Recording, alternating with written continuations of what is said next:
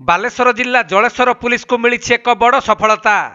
Bank लुट पर योजना करुवा 7 जणिया डकायत गैंग को पुलिस गिरफ करिबारे सफल होईछि। तेबे जलेश्वर थाना अंतर्गत गोबरघाटा स्थित दशहरा पड़िया निकटरे एही डकायत माने एकत्रित होई डकायती पई योजना करुवा बेले कौनसी सूत्ररु खबर पाई जलेश्वर पुलिस टीम अतर्कित भावे चढ़ाऊ करिथिला। आउ सेठारु 7 जण डकायतंकु गिरफ करिबा सह सेमानक निकटरु 2टी पिस्तल, गोटिए देशी बंदूक, अफुटा गुली, गोटिए कार, 3टी बाइक, गोटिए गैस कटर सह सिलिंडर, लुहा रड, लंका गुंड पैकेट, ग्लोव्स, मंकी कैप और नगद टंका समेत 6टी दामी मोबाइल को जबत करिछि पुलिस। तेबे गिरफ होइथिबा 7 जनक मध्यरु 4 जनक घर पश्चिमबंग, 2 जण ओडिशार और अन्य जणे दिल्लीर बोली जणा पड़िछि। सेपटे एही डकायती गैंग विभिन्न अपराधिक कार्यकलाप एवं लुट घटना सामिल थिबा नै जलेश्वर थाना परिसर रे आयोजित एक सांबादिक सम्मिलन रे सूचना दैछन्ती Baleshwar SP Sagarika Nath.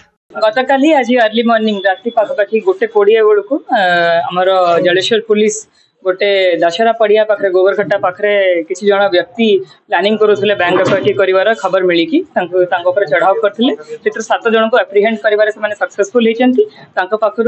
2टी pistol with 14 live ammunition, 3टा मैगजीन आउ गोटे country made pistol with 1 live ammunition along with जो गाड़ी से माने यूज करुले सुजुकी एंड 3टी मोटरसाइकिल पाखु जबत होती।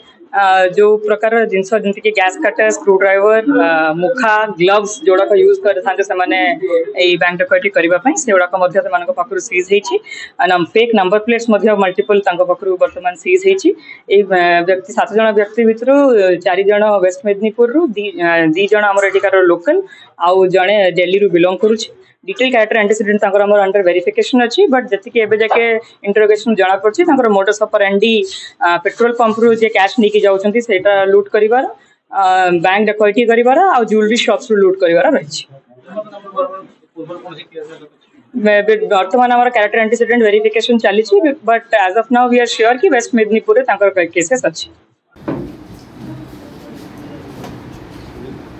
बालेश्वर जिला जलेश्वर जगन्नाथ गुच्छायत रिपोर्ट, कोणार्क लाइव।